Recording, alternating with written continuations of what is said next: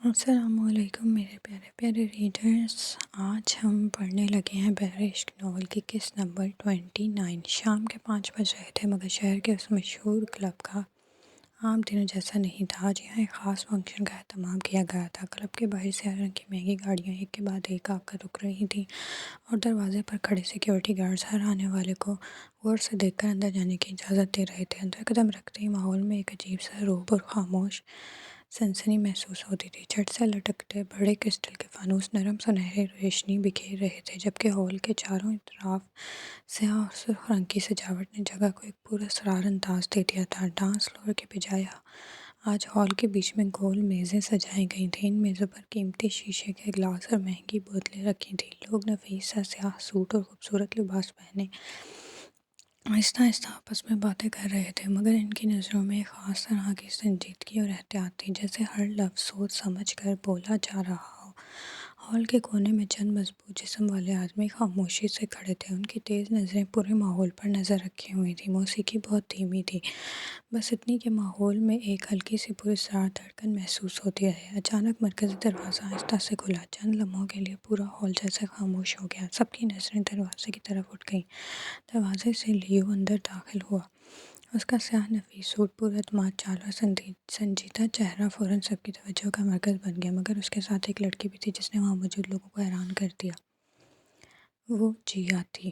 جیا کے سر پر خوبصورتی سے اوڑھا ہوا حجاب تھا جو اس کے چہرے کو ایک معصوم اور باوقار انداز دے رہا تھا۔ اس نے گہرے زمردی رنگ کا ایک لمبا ایلیگنٹ گاؤن پہنا ہوا تھا جو مکمل آستینوں والا تھا اور گھٹنوں سے نیچے تک نفاست سے لہرا رہا تھا۔ گاؤن کے کناروں پر باریک سنہری کڑھائی تھی جو اسے پارٹی کے مطابق خوبصورت اور باوقار بنا رہی تھی۔ اس کے ساتھ اس نے ہلکی سی ہیلز پہن رکھی تھی جو اس کی چال کو اور بھی نفیس بنا رہی تھی۔ اس کی ڈریسنگ میں سادگی بھی تھی اور تقریب کے مطابق خوبصورتی بھی، مگر اس میں مکمل وقار اور پردے کا احساس برقرار تھا۔ جیا آہستہ آہستہ لیو کے ساتھ ہال کے درمیان تک آئی۔ وہ ارد گرد کے ماحول کو حیرانی سے دیکھ رہی تھی۔ قیمتی لباس پہنے لوگ، سنجیدہ چہرے اور وہ خاموشی جو کسی عام تقریب کی نہیں لگ رہی تھی۔ اسے ابھی تک اندازہ نہیں تھا کہ وہ کس قسم کی محفل میں آ گئی ہے۔ جب وہ ہال کے بیچ میں رکے تو چند لوگوں نے احترام سے سر جھکا دیا۔ جیا نے ہلکی حیرت سے منان کی طرف دیکھا، جیسے وہ اس سے پوچھنا چاہتی ہو کہ آخر یہاں کیا ہو رہا ہے، مگر لیو کے چہرے پر ہمیشہ کی طرح وہی پراسرار خاموشی تھی۔ یہ کیسی جگہ ہے؟ یہاں سب لوگ آپ کو اس طرح کیوں دیکھ رہے ہیں؟ جیا نے الجھ کر اس سے سوال کیا۔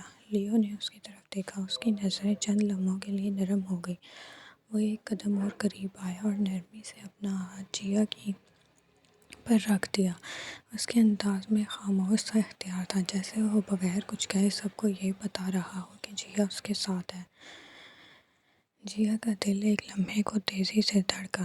لیو نے آہستہ سے اس کے حجاب کے کنارے کو درست کیا جو کندھے کی طرف سرک گیا تھا۔ پھر وہ تھوڑا سا جھک کر اس کے قریب آیا اور دھیمی آواز میں بولا، گھبراؤ نہیں، میں ہوں یہاں۔ اسی لمحے اس نے جیا کا ہاتھ اپنے ہاتھ میں لے لیا۔ اس کی گرفت مضبوط مگر نرم تھی، جیسے وہ اسے یقین دلا رہا ہو کہ وہ اس کے ساتھ محفوظ ہے۔ ہال میں موجود چند لوگ اس منظر کو دیکھ کر ایک دوسرے کی طرف معنی خیز نظروں سے دیکھنے لگے۔ سب کو واضح ہو گیا تھا کہ جیا صرف ایک مہمان نہیں بلکہ لیو کے لیے خاص ہے۔ جیا نے ہلکی حیرت سے اس کی طرف دیکھا، لیکن سب لوگ آپ کو ایسے کیوں دیکھ رہے ہیں جیسے آپ یہاں کے سب سے اہم شخص ہوں؟ لیا کے ہونٹوں پر ہلکی سی مسکراہٹ ہو گئی۔ کیونکہ اس محفل کا میزبان میں ہوں۔ جیا کی آنکھیں حیرت سے پھیل گئیں۔ اسی وقت چند آدمی ان کے قریب آئے اور احترام سے سر جھکا کر بولے، باس۔ لیو نے مختصر سا سر ہلایا، پھر اس نے آہستہ سے جیا کو اپنی طرف کھینچا تاکہ وہ اس کے اور قریب آ جائے۔ اس کا ہاتھ اب بھی جیا کی کمر پر تھا، جبکہ دوسرے ہاتھ سے وہ جیا کا ہاتھ تھامے ہوا تھا۔ آج کی رات، لیو نے دھیمی آواز میں کہا، تم بس میرے ساتھ رہو۔ پھر وہ اسے اپنے ساتھ ہال کے اندر کی طرف لے کر چلنے لگا۔ جہاں جہاں وہ گزرتے لوگ خود بخود راستہ چھوڑ دیتے اور جیا کو پہلی بار محسوس ہوا کہ منان کی دنیا کتنی طاقتور اور کتنی پراسرار ہے۔ اس کی نیلی آنکھوں میں ہلکی سی گھبراہٹ تھی کیونکہ وہ ایسی پارٹیوں کی عادی نہیں تھی۔ اچانک میزبان نے مائک لیو کی طرف بڑھا دیا، مسٹر لیو، آپ بھی اپنے خاص مہمان کا تعارف کروائیں۔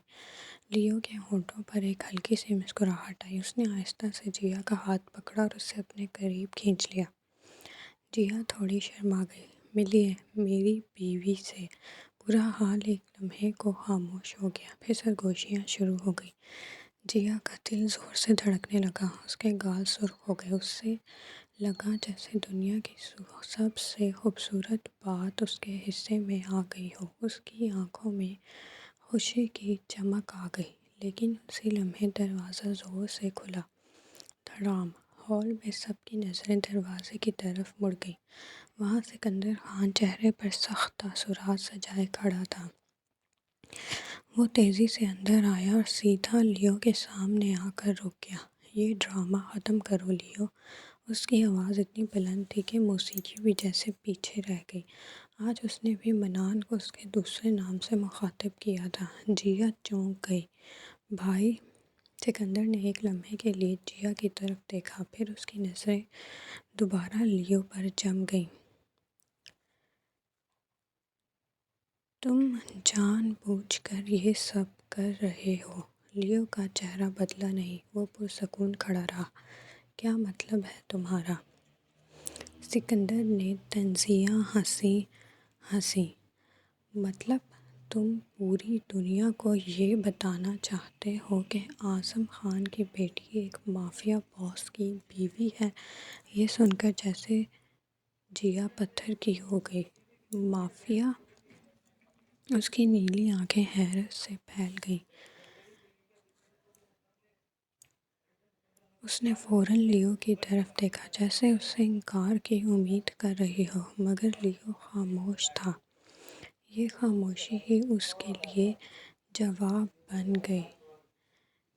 جیا کے چہرے کا رنگ اڑ گیا، اس کی آنکھوں میں آہستہ آہستہ آنسو بھرنے لگے۔ یہ سچ ہے؟ اس کی آواز کانپ رہی تھی، اس کا دل ٹوٹنے لگا تھا۔ وہ آہستہ سے لیو سے پیچھے ہٹنے لگی۔ مجھ سے دور رہو۔ لیکن اس سے پہلے کہ وہ ایک قدم بھی پیچھے جا پاتی، لیو نے اچانک اس کی کلائی پکڑ لی اور اسے زور سے اپنی طرف کھینچ لیا۔ جیا سیدھا اس کے سینے سے آ لگی۔ لیو کے بازو سختی سے اس کے گرد لپٹ گئے۔ کہاں جا رہی ہو؟ اس کی آواز بے حد سرد تھی۔ جیا کی آنکھوں سے آنسو بہنے لگے۔ آپ نے مجھ سے یہ سب چھپایا؟ لیو نے اس کے کان کے پاس جھک کر سرد لہجے میں کہا۔ تم میری بیوی ہو جیا، یہ حقیقت کسی کے کہنے سے نہیں بدلے گی۔ سکندر کا غصہ اب حد سے بڑھ چکا تھا۔ وہ آگے بڑھا اور لیو کو زور سے دھکا دیا۔ دور ہٹ میری بہن سے، مجھے یقین تھا تم اسے تکلیف دو گے۔ جیا میرے ساتھ چلو۔ لیکن لیو نے جیا کو اور مضبوطی سے اپنے ساتھ لگا لیا، جیسے کوئی اسے اس سے چھین ہی نہیں سکتا۔ اس کی آنکھوں میں اب خطرناک چمک تھی۔ یہ کہیں نہیں جا رہی۔ ہال میں کھڑے لوگ سانس روکے یہ منظر دیکھ رہے تھے، اور جیا وہ لیو کے بازوں میں قید تھی، آنکھوں میں آنسو اور دل میں ہزار سوال لیے۔ فیملی سیکشن میں بیٹھے بیٹھے لیان شاہ کا صبر جواب دے رہا تھا۔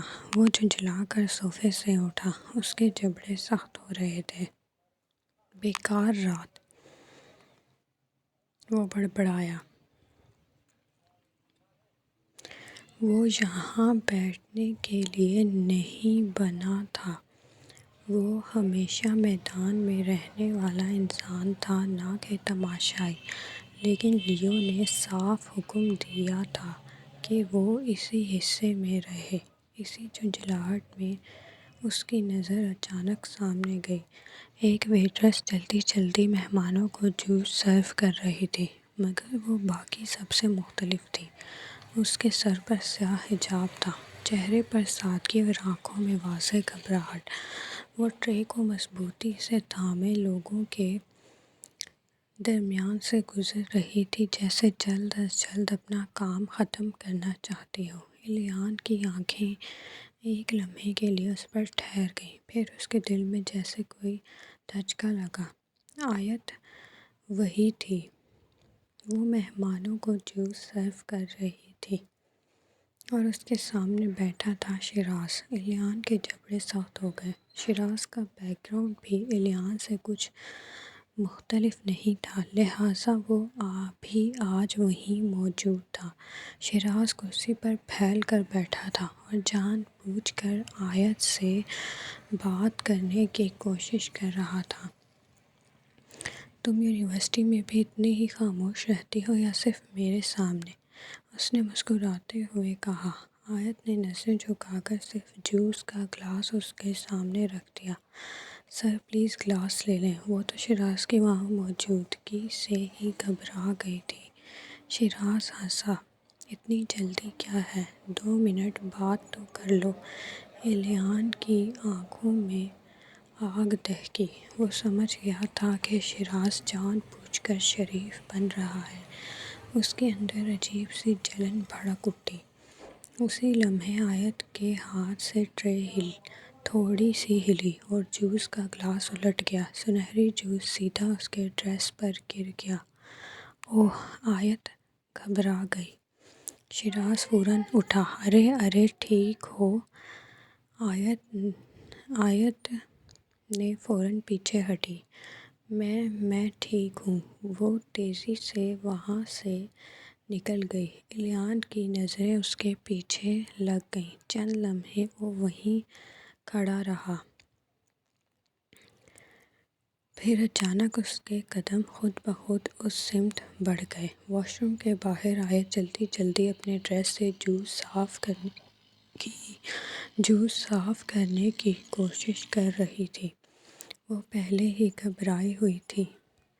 یا اللہ! اگر کسی نے بابا کو بتا دیا تو؟ اس نے بابا سے صرف پارٹ ٹائم جاب کی اجازت لی تھی، لیکن ہانیہ اسے ایسی عجیب جگہ پر جاب دلوائے گی، اسے اندازہ نہیں تھا۔ اگر پیسوں کی ضرورت نہ ہوتی وہ کبھی اس جگہ قدم بھی نہ رکھتی۔ اسی لمحے دروازہ زور سے کھلا۔ آیت چونک کر پلٹی۔ دروازے میں الیان شاہ کھڑا تھا۔ اس کی نظریں سرد اور تیز تھیں۔ آیت کا دل ایک لمحے کو رک سا گیا۔ الیان آہستہ آہستہ اس کی طرف بڑھا۔ تو تم یہاں کام کر رہی ہو؟ آیت خاموش رہی۔ یہ جگہ تم جیسی لڑکی کے لیے نہیں ہے، وہ دوبارہ بولا۔ اس بار لہجہ سخت تھا۔ مجھے اپنا کام کرنے دیں۔ آیت نے بس مختصر سا کہا اور وہ اس کے پاس سے گزر کر جانے لگی، لیکن اگلے ہی لمحے الیان کا ہاتھ آگے بڑھا اور اس نے اس کی کلائی جکڑ لی۔ آیت چونک گئی۔ چھوڑیں مجھے! الیان کی آنکھوں میں غصہ بھڑک اٹھا۔ کیا کمی ہے مجھ میں؟ وہ اس کے قریب جھک کر بولا۔ ہینڈسم ہوں، امیر ہوں، لڑکیاں مرتی ہیں مجھ پر۔ اس کی آواز میں زخمی غرور صاف جھلک رہا تھا۔ اور تم ایسے ظاہر کرتی ہو جیسے تمہیں کوئی فرق ہی نہیں پڑتا۔ آیت نے سختی سے اپنا ہاتھ چھڑایا۔ مقابل کا دماغ ہل چکا تھا۔ کم از کم اسے تو یہی لگا تھا۔ تمہیں کیا لگتا ہے؟ تم میں بہت خوبیاں ہیں۔ الیان ساکت ہو گیا۔ آیت نے سیدھا اس کی آنکھوں میں دیکھا۔ یہ جو اکڑ کر غرور سے چلتے ہو نا تم، مجھے بالکل پسند نہیں۔ الیان کے چہرے کے تاثرات سخت ہونے لگے، مگر آیت رکنے والی نہیں تھی۔ یونیورسٹی میں ہر وقت لڑکوں کو مارتے رہتے ہو، لڑائیاں، دھونس۔ اس کی آواز میں نفرت تھی۔ مجھے نفرت ہے ان سب چیزوں سے۔ الیان اب واقعی خاموش ہو گیا تھا۔ پھر آیت نے آخری وار کیا۔ اور ویسے بھی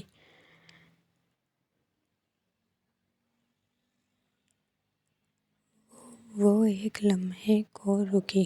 تم کہیں سے بھی ہینڈسم نہیں ہو۔ یہ جھوٹ تھا، وہ خود بھی جانتی تھی، مگر یہ بات تیر کی طرح جا کر الیان کی انا میں لگی۔ وہ چند لمحے بس منہ کھولے اسے دیکھتا رہا۔ آیت پلٹنے لگی۔ پھر جیسے اچانک اسے کچھ یاد آیا، وہ رکی اور بغیر اس کی طرف دیکھے بولی۔ شیراز کم از کم تم سے تو بہتر ہے۔ یہ سن کر ایلیان کے وجود میں جیسے آگ بھڑک اٹھی۔ اس کی آنکھوں میں خطرناک چمک آ گئی۔ آیت کو فوراً احساس ہوا کہ وہ حد سے آگے نکل گئی ہے۔ اس کے دل میں ہلکی سی گھبراہٹ دوڑ گئی، لیکن اب دیر ہو چکی تھی۔ ایلیان شاہ وہیں کھڑا تھا اور اس کے اندر طوفان کے جھکڑ چل رہے تھے۔ اس کی نظریں آیت پر جمی تھیں، ایسی نظریں جن میں زخمی غرور، غصہ اور ایک سا عجیب سا جنون اکٹھا جل رہا تھا، اور آیت کو محسوس ہی نہیں ہوا کہ اس نے شاید غلط آدمی کو للکار دیا ہے۔ لیو اس کے اوپر ہوا تھا، اس کا سایہ واقعی گھٹا کی طرح جیا پر پھیل گیا تھا۔ جیا کی سانسیں تیز تھیں، اس کا دل زور زور سے دھڑک رہا تھا۔ باہر سکندر دروازہ پیٹ رہا تھا، جیا دروازہ کھولو۔ مگر اس لمحے جیا کی نظریں صرف منان پر تھیں، جو اسے کلب میں بنے ایک روم میں لے آیا تھا۔ اتنا حیران کیوں ہو رہی ہو؟ لیو نے ہلکی طنزیہ مسکراہٹ کے ساتھ کہا۔ ہاں، تمہیں کیا لگتا تھا تمہارے باپ نے جس طرح مجھے برباد کیا تھا، اس کے بعد میں کوئی بڑا بزنس مین بن جاتا، نہ کہ ایک دھاڑتا ہوا گینگسٹر؟ جیا نے بمشکل سانس لی۔ مجھے اس بات پر یقین نہیں آ رہا۔ اس کی آواز بھیگی ہوئی تھی۔ آپ نے یہ سب جان بوجھ کر کیا، صرف بابا کو رسوا کرنے کے لیے؟ لیو نے لاپرواہی سے کندھے اچکائے۔ ہاں، اسی لیے۔ اسی اثنا میں جیا کا اسکارف اس کے کندھے سے پھسل کر نیچے گر گیا۔ لیو کا ہاتھ اس کی طرف بڑھا ہی تھا کہ جیا فوراً پیچھے ہٹ گئی۔ مجھے چھوئے مت، اس نے اس کا ہاتھ جھٹک دیا۔ لیو کی آنکھیں فوراً خطرناک انداز میں سکڑ گئیں۔ Don't you dare to stay away from me, مجھ سے دور رہنے کی جرات بھی مت کرنا۔ وہ ایک ہی قدم میں اس کے قریب آ گیا۔ میں تمہاری سانسوں تک پر حق رکھتا ہوں، تمہارے وجود پر۔ اس نے جھک کر جیا گھبرا کر پڑپڑائی۔ من نہیں، وہ اس سے دور ہونے کی کوشش کرنے لگی، مگر لیو نے اس کی تھام کر اسے روک لیا۔ جیا کی سانسیں تیز ہو گئیں۔ اس نے آہستہ سے کی کوشش کی۔ جیا کے جسم میں جیسے کرنٹ سا دوڑ گیا۔ نہیں، اس نے فوراً اس کے ہاتھ کو روک لیا۔ اس کا بھائی باہر دروازہ پیٹ رہا تھا، اور وہ یوں اسے دکھی کرنے کے بعد کتنی آسانی سے قریب آ رہا تھا۔ اس کی آنکھوں میں آنسو آ گئے تھے۔ آپ مجھے اس طرح استعمال نہیں کر سکتے۔ لیو کی بھویں سکڑ گئی۔ استعمال؟ جیا کی آواز ٹوٹ گئی۔ میں آپ کی کوئی پراپرٹی نہیں ہوں جسے آپ جب چاہیں استعمال کر لیں۔ اگلے ہی لمحے جیا نے پوری طاقت سے اسے دھکا دیا۔ لیو ایک قدم پیچھے ہوا۔ کمرے میں چند لمحوں کی خاموشی چھا گئی۔ جیا کی آنکھوں سے آنسو بہنے لگے۔ میں کوئی چیز نہیں ہوں۔ لیو کی آنکھوں میں اچانک عجیب سی شدت ابھری۔ وہ آہستہ آہستہ دوبارہ اس کی طرف بڑھا۔ جیا دیوار سے لگ گئی۔